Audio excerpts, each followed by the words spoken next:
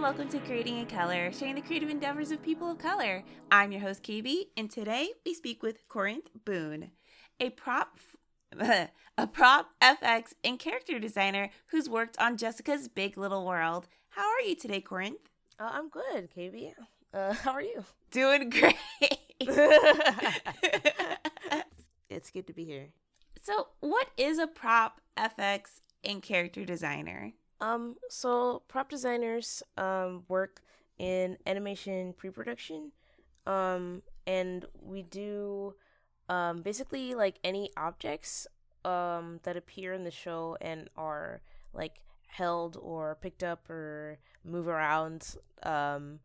We kind of take the rough drawing that was in the storyboard and we kind of make a final design for it and kind of draw it on like a reference model sheet that can be used by the animators on the show. Same with effects, basically like water or fire, smoke, lightning, stuff like that. Obviously, when I was working on Jessica, there wasn't a lot of fire or smoke or anything, but like bubbles and water in a bathtub and stuff like that. Okay, and what about character design? Character design is similar, but with just characters in the show, kind of showing a turnaround of the character from the front and the side and the back. I wasn't able to do just characters on Jessica. There was a time briefly where they were kind of allowing anyone to submit designs for like background characters that would appear in later episodes. I tried my hand at that and I really enjoyed it. I'm really hoping that someday I can do character design for a show because it's really fun. How did you get started? It was kind of a surprise. I was emailed by Cartoon Network when I was still in college because at the time I took a semester off from school and I was working really hard on my portfolio and like posting a lot. So they approached me about working as character designer and I couldn't because I was still in school. And they wanted me to be at the office and I was still on the East Coast. So I was like, I don't think I can, but here's when I graduate. So I'm fully convinced that they just kind of forgot and would find someone else, but somehow they waited for me to graduate. They asked if I wanted to do props on Jessica, and I kind of taught myself how to do prop design. Like, I didn't really learn much of it at school, so I was so surprised that they wanted me to do that and not characters or anything else. But I ended up being really glad about it because I really enjoyed doing props on the show, and I would love to keep doing props on other shows too. But yeah, it was kind of sudden. I'd like to think I got really lucky, and I'm really glad because now I live here in California, and I feel like there are many more opportunities here than there are on the East Coast for like animation work. So I'm glad it worked out the way that it did. That's wonderful. Congrats on being reached out by Cartoon Network, and the fact that they also waited for you means that they really liked you and your work. So well done. Thank you. Thank you. And did you always know you wanted to get into animation, or did you have any other industry in mind? Yeah, I think I always knew I wanted to be an artist. I was drawing a lot when I was a kid and into middle school. I think I didn't want to be in animation until I got really into just watching videos about animation on YouTube and like learning about how it works, and like I followed a lot of like behind the scenes blogs on Tumblr in middle school for like TV shows like Steven Universe and Adventure Time, and I had no idea how it worked behind the scenes, like props and characters and color designer. So it was really cool to see that stuff, and I was like, I want to do that. I don't know how, but I really want to. So luckily my parents were really supportive about like going to art school and like pursuing an art career. My dad was definitely more worried than my mom, but I appreciate the concern because it is hard. But I'm glad I did it because it's what I always wanted to do. So yeah, I think I was always drawing and I always wanted to be an artist, but I didn't really start pursuing it as a career till maybe high school is when I started to get serious about it. Do you feel it's important to have a range in different design fields? Since like you are in like essentially 3 different types of designs, do you feel like that's beneficial? Yes, definitely. I actually feel like I need to start learning other like more because On Jessica, I think I was really lucky because I didn't realize that not a lot of shows have one person doing prop design or two people. A lot of the times it's like a character designer who will also do props and effects. I feel like in order to cast a wider net, I want to try to take up other things. Like I really want to do color design too, and I'm thinking maybe background design. Backgrounds are kind of scary, and I feel like you have to be really skilled. But I don't know. I feel like it'd be worth learning just so that I can, say that I can and show that I can. So studios will be more interested. But yeah, I definitely think it's important to have kind of a wide range of things you can do, just to make it easier. And of course, like I have things that I prefer over others, like, but I don't know. I still think it's important. Yeah, absolutely. Absolutely. Yeah, backgrounds are scary. What does your daily routine look like? These days it's kind of all over the place. Since I'm not working right now, I mostly just work on personal stuff. I'm working right now. It's not for several months, but a friend and I are tabling at Lightbox Expo this year. So it's like my second time tabling for anything, so I don't really have a ton of like things to sell. So for the past couple of months I've just been working really hard on like making things to sell. So right now I'm working on like art books and compilations and getting print stuff printed, and I don't know. I'm glad because it keeps me busy. I have something to do. Yeah. Outside of that, I work like a part-time odd job that I do a couple days a week, and then when I come home I just go back to drawing and working on that stuff and applying to job. But yeah, I don't know. I try to keep it interesting. Some days I don't feel like working, so I try to explore LA more. Since I've been here for almost 2 years, but I still feel kind of new. Like I'm still learning where everything is, so I'm trying to get around more and see what I can see. Yeah. But yeah, that's kind of it. And excuse me, I'm a growing boy. What are some specific roadblocks that you try to watch out for? On Jessica, I think the biggest roadblock was just that I was new. I feel like my school, I don't know. I feel like they didn't it was just because they didn't really have a lot of people who were on TV production, so I didn't really learn like how the pipeline works in that regard. So it was very trial by fire. Like I was just kind of thrown into it, and my supervisors were like, "Okay, we have a meeting. Make sure you show up for notes." I was like, "Okay," and they would ask me to redline things, and I'm like, "I don't know what that means." So it was a lot of just not understanding. I to this day I'm still so surprised that they were willing to take a chance on me just because I just didn't know anything at all. I could draw, and that was kind of it. But I'm glad though, because it really kind of forced me to learn fast and keep up with everyone. So I think it might have been the second episode I worked on was really difficult because it was about bath time, and it was a lot of water effects, and I had just never drawn those before. So I got so many notes, and I was going back and forth so much, and I felt so bad because I was like, oh, I feel like a burden. Like I don't want to bother them. Like I'm still learning. So I was able to figure it out eventually. But yeah, that was really difficult in the beginning. And now I feel like roadblocks are mainly just like keeping good morale, like keeping a good outlook on my career and where things go from here. It's kind of hard because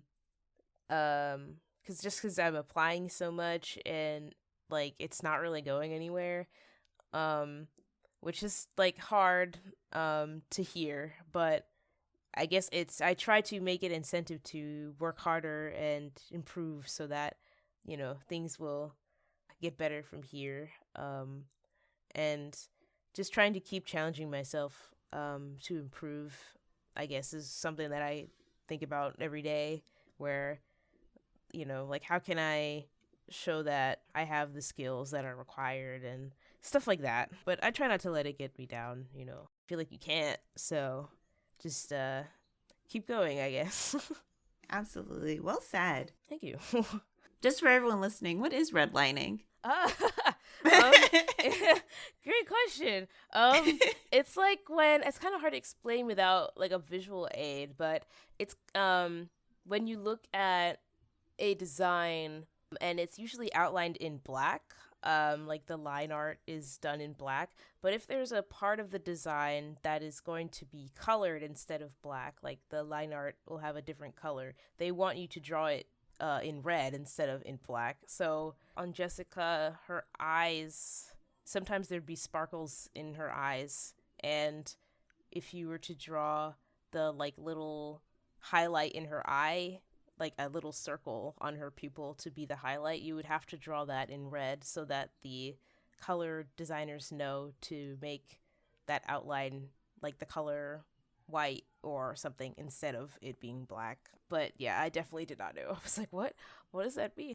I felt so silly asking. I was like, oh, but then I was like, well, how else will I know? So I kind of had to figure it out. Yeah, exactly. No, it's good that you asked. That's major. That's really important. Thank you so much for explaining what that is. You did great. Oh, thank you. What support software or resources do you use or would recommend for someone trying to break in? In terms of software, I use Clip Studio Paint. I know industry standard is Photoshop. When we were on Jessica, they would use Photoshop. And the cool thing about Clip Studio is it can read Photoshop files, so I ended up just not having to use Photoshop at home, but at the office they had it on the computer, so I would use it there. And I guess for resources for people breaking in, honestly, like I think the best resource is to just find working artists in animation that you like, and go on their like social media or their portfolio and just see what stuff they're doing. I feel like I learned a lot about props and effects design just by like observing what others were doing and piecing it together that way. I feel like there's not a ton of resources online for working in TV animation. There's a lot for like hand-drawn, like 2D, learning to actually animate, but I feel like the TV pipeline, there's not a ton of stuff. These days I think there are more available online for like background design and character design.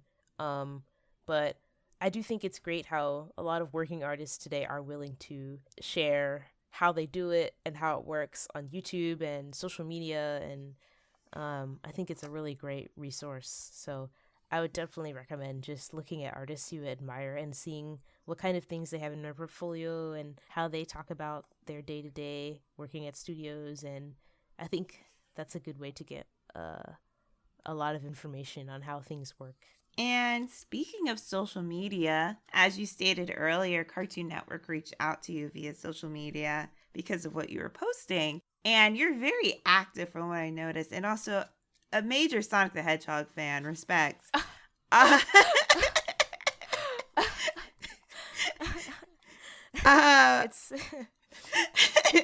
It's so funny to hear people like tell me that now. Like people will say, like people who just find my account now are like, wow, you're such a huge Sonic fan. I'm like, it's very much a recent development. It all kind of hit me at once. Someone convinced me to start reading the Sonic comic books, and now I feel like I have to draw Sonic stuff all the time. But you know, I will accept that. I am a Sonic fan. If you're not drawing Sonic fan art, are you truly a Sonic fan? It's true. It's true.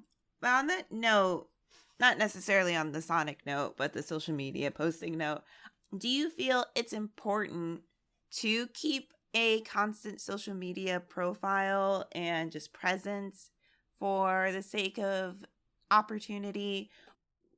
Yeah, you know, it's weird. I think I got lucky just in terms of, I think posting on social media a lot is really, really important. And I lucked out because I already do that a lot because I have like an internet addiction. So I feel like I kind of lucked out in that I didn't really know how important it was until I got a job out of it. And then I kind of realized like, wow, okay, I do think it's important to post often, because I think then it kind of like alerts people. Like you never know who's looking or who's watching. I think that I kind of got my foot in the door at Cartoon Network just because I was posting a lot of like fandoms and stuff that I liked, and it just so happened that a lot of people on Jessica were interested in the same thing, so they like came across me through that, and then they saw that I had a portfolio link and that I was looking for work, and I think it kind of worked through that. So I feel like it is really important, but I also, it feels weird to tell people like, yeah, you should always be on social media. Like that's not good for your mental health. Like you should not do that. But like I do think it's possible to have a good relationship with it where you don't post everything you make, but you do post often enough so that people know that you're there, and you know you don't have to engage very often. Right now I'm describing my ideal scenario that I could probably never reach, but I would love to be able to just like disappear and then post a couple times a month and just not say anything about my life and what I'm doing. But I don't know, I can't do that. I don't know why. But yeah, I if there was one thing I could tell people, I think about this a lot, like things I could tell younger people who want to be like get an opportunity. Like there's no guaranteed way to get hired on a show, but things that can help your chances are definitely having a active presence online, but do it in a healthy way where you're not depressed all the time, because it's very hard to do that. What was your upbringing like? I think I had a pretty good upbringing.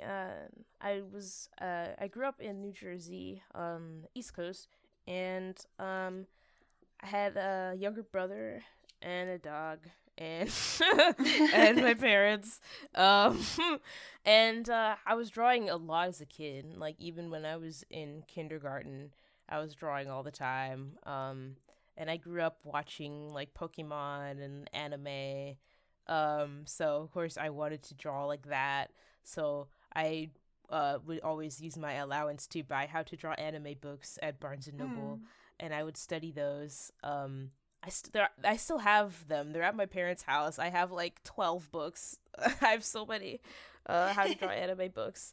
And I also, when I was 13, for my 13th birthday, I asked my parents for a like drawing tablet, like a pen tablet. So because I used to go on DeviantArt a lot, and I saw that that was something that artists were using, and I would draw on paper, but I didn't have a good scanner, so like scanning and uploading things, it was kind of hard. I wanted to be a digital artist, so to this day I think that was one of like the best birthday gifts I ever got, because I think it changed just like how I approached making art, and it made me want to draw more. So I was always drawing, and I was always on the little like Wacom bamboo tablet thingy, and it was covered in scratches because I was using it so much and wearing it out. But yeah, I think I was drawing a lot as a kid, and then once I started drawing digitally and posting on DeviantArt, and soon after that I made a Tumblr and I was posting art there. I think it just growing up I was just always drawing something and watching animation, and it kind of fed into my interests now. And I mentioned earlier that my parents were supportive, and I still really appreciate that, because I think they definitely liked my like realistic art that I was doing in high school a little more. I feel like that's kind of a thing with most parents, is they like to see you draw a portrait of them or something instead of like Sonic the Hedgehog. But but I feel like even if it's not, you know, like the kind of thing they would want to hang up on their wall, like they're still really supportive of me drawing what I like to draw, which is really, really nice, because I know not everyone has a situation like that. So I'm grateful every day for how cool my parents were about it. What do you feel are the next steps in your journey? That's actually a really good question. I've been trying to think about that a lot myself. Ideally, I would love to work at another animation studio doing exactly what I was doing on Jessica. That would be great. I really enjoyed working there, and I really enjoyed prop design. But I'm trying also to be realistic. I feel like jobs are really scarce right now, even for people who are really experienced. So for someone who didn't have a lot of experience, I worked on Jessica for like 6 months before the show was canceled. So it's been a lot more difficult for me to find other things. Of course, I appreciate everyone at Cartoon Network who has been trying to help me and just trying to get my name out there as much as possible. But I totally understand that it's a lot harder now to find something. So I'm trying to think maybe if I should pivot to something else just to keep myself afloat, because it's getting more and more difficult without work now living in California. So I'm wondering if there's other things I could try doing. I mentioned earlier I'm trying to learn other disciplines in terms of like design. I also make comics on the side as like a hobby, and part of me is wondering if maybe I could like do it, I guess not professionally. I hear that the comics industry is somehow worse than the animation industry and that the pay is really awful. But I don't know. I still think it would be cool. I know people who freelance for like comics and stuff like that, and I thought that might be cool. Maybe not as like a like an actual way of making money, because you can't make a lot, but it would still be really cool, and I think good for me in terms of just learning and improving my comics work. And I'm also thinking about like merch design too. I've had people tell me that they would like to buy stuff with my characters on it, which makes me think that like, oh, maybe it's possible I could make some kind of merchandise or toys or accessories or something. I don't know. I have a lot of ideas about what I could possibly do with all this time I have now. But it requires a lot of planning, and it's also completely new to me. It's all new stuff. So I plan on talking to people who have more experience and kind of learning where I can go from here. But yeah, it seems like there's a lot of ways I can go. Just a matter of figuring out which one and how to get in. Yeah, absolutely. Do you mind telling us a little bit about your comic? Yes, of course. So it's on hiatus right now just because I'm so busy with all this other stuff that I'm doing, and it updates weekly, so it would be kind of stressful to keep doing it now. But it's called Peony, and it's available to read for free online. I came up with the idea for it when I was still in college, but I was working on my thesis film, so I didn't really have time to pursue it. But once I started working and I moved to California, I wanted to have a side project to do when I got home from work, and so I decided to pursue it. But the problem was I'm not a very good like story person. I can come up with like an idea, but I was kind of struggling with, I didn't really know what direction I wanted to take it in. So I contacted a friend, my friend Leo O'Connell that I went to college with. We're really good friends, and he's really good at story stuff. So usually I feel like I'm kind of a control freak. Like I want everything to be exactly as I envision it. But in this case, I was like, I think it'd be good to like collaborate with someone and like accept help for once. So we agreed to work on it together, in that I kind of came up with the initial idea, and then together we worked out like all the story beats and everything that happens, and then I draw everything and write the dialogue. And then if I'm struggling with art or anything, I'll ask Leo for help because he's also a really good artist. So we talked about like how we split up the work, and he's like, well, it's your comic, I'm just helping. And I'm like, okay, so that's how I see it. So it is mine, but I have some help. It updates every Sunday, and initially when I started making it, I made like a ton of pages in advance, and then I would just release them week by week. And slowly I was running out of pages, and I was like having trouble keeping up. So now I'm on hiatus and working on other stuff, but I'm definitely planning on returning to it because I would love to finish it. Yeah, I've never finished a webcomic project before, so I'm really trying to like get this one finished. It's all planned out. I know everything that happens, and I think that helps. So hopefully I'll get to the end. But for anyone curious, it's kind of like Freaky Friday. Like there's a body swap story, but it's also like a crime story with like murder. Oh no, not murder. I always feel weird when I tell my parents about it because I'm like, I mean, I'm an adult. Like, they don't care if there's like murder and swearing in it, but I also feel weird having them read it. I'm like, yeah, you can read it. There's like swear words. And I'm like, we're both adults. It really doesn't matter. But I don't know. I always feel weird about that. No, it's understandable. I get parents that. Are like anyone that I don't know, any people who are like I consider like my superiors or anything like that. I'm like, oh, I guess you can read it if you want, but but I'm proud of it. I definitely have phases where I'm like, oh, it's not even good, and then I read it. I'm like, okay, it's pretty good. It's not that bad. But yes, I would love to. I will return to it before the end of the year. I'm just so busy right now that I can't do it. But I'm getting books printed now of the first chapter. And yeah, that's one of the things I'm kind of busy with right now is just formatting and getting it sent to the printer and getting it back. But I'm so excited about that. So hopefully I'll be able to sell those soon. But yeah, so that's another thing I'm working on right now.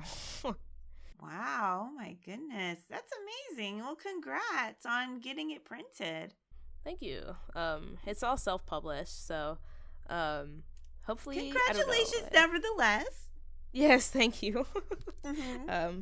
I have friends who sell their comics in like local stores. And I kind of want to do that. Like I want to see if I can get in touch with someone and see if I could like have like 5 copies or something at a comic store and see if anyone buys them. I think that'd be kind of cool. But that's all far in the future now. I feel like I gotta take it one thing at a time. So now it's the time for rapid questions, where I'll ask you a series of questions and you just answer it as quickly as possible. Okay, are you ready? Yes, I'm ready. Yay! Talking or texting? Talking. Dawn or dusk? Dusk, I guess. Cats or dogs? Oh, is both an answer? Oh, I will accept both as answer. Okay, both. That's the only true answer. I like both. Coffee or tea? Tea. Okay, what type of tea? Oh man, I feel like I buy a new type every week just to try it. So this week I have lavender tea, and I like to put milk and sugar in it. Oh, that's delicious. Yeah, I love tea. And what is your favorite season? Season? Oh man, it used to be summer. But now that I live in California, the summers are so hot that you can't really do anything. Yeah. So, yeah. I would say spring. I like spring. Okay. And what is your favorite seasoning? Seasoning? Oh man. That's a great question. I like garlic and onion powder. I feel like it makes everything taste better. I agree. Staples. Yeah. And that's a weird question. Okay, I'm gonna ask you this weird question. Okay. Which animal adds more joy to the world? Squirrels or llamas? Squirrels or llamas? That is a weird question. Yeah, it's like, why these two? But okay. I don't know. I would say llama just because, I don't know, to me they're more uncommon. And if I see one, I am like excited to see one. I feel like squirrels, like I see them all the time every day. So it's not as exciting to see a squirrel. But I don't know. And plus llamas, they can give you wool. Squirrels, you can't really get much from them. I feel like I'm being mean to squirrels, but I'm sorry, squirrels. I'm thinking objectively. But I like both. Squirrels are cool. Okay. But yeah, I don't know. I think llamas are like more exciting animals, maybe. Now, give me a word that starts with the letter Y. And it can't be a name. Or yellow. The first thing I thought was yo-yo. Oh no! That's so funny. Yolk. Like an egg yolk. Okay. Yeah. It wasn't on the list, so you I've been making a lot of eggs lately, so. Oh my goodness, yeah? Have you been Yeah. to... Okay, the restaurant's name is questionable, so I'm sorry. But have you ever been to Egg Sluts? I've heard of it. I've seen it around. Is it like an egg restaurant or is it just all eggs stuff? Yeah, like it's all egg stuff, and they'll put like fried eggs on burgers and stuff. Oh, that sounds pretty good, actually. Yeah. I'll have to check it out. Yeah. Oh my God. Eggs are the whole reason why I'm not vegan. Like, They're very versatile. You can do so many things with eggs. Yeah, absolutely. And anyway, we're not here to talk about eggs. Thank you so much for speaking with us today. It's been a pleasure. Do you have any social media you would like to share with us? Yes, I have Instagram and I have a Twitter, and they're both at Hey It's Corinth, so it's just my name. And where can people read your comic? If you go to pne.webcomic.ws, you will find the website. People have asked if I would put it on like Webtoon or Tapas or anything, but I'm kind of like a snob about that. I'm like, oh, I want it to be on its own website. So so you can find it at the link. And thank you, the listener, for tuning in. If you're interested in supporting Creating in Color, please follow us on Instagram, Twitter, and YouTube, and tell your friends and family about us. Do it. If you're interested in following me, you can find me on Instagram and YouTube at Maybe It's Kaybe. Thanks to Namikaze for creating the ending theme. You can find more of his music on his SoundCloud at soundcloud.com/Namikaze. That's Namikaze. If you're interested in supporting Creating in Color financially, consider a one-time or monthly donation through our PayPal or Coffee account. Coffee.com/creatingcolor. Excuse me.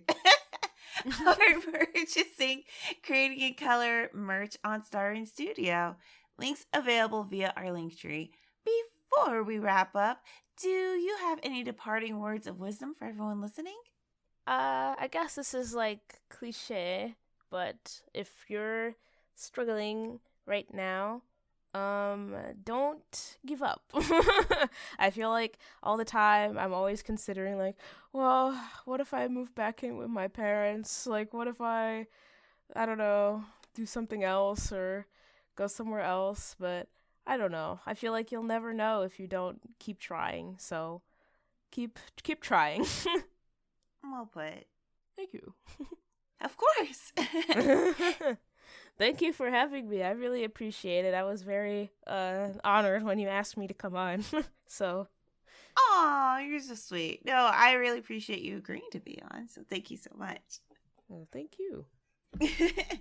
This has been Creating in Color. Keep striving, keep trying, keep creating. Bye. Bye.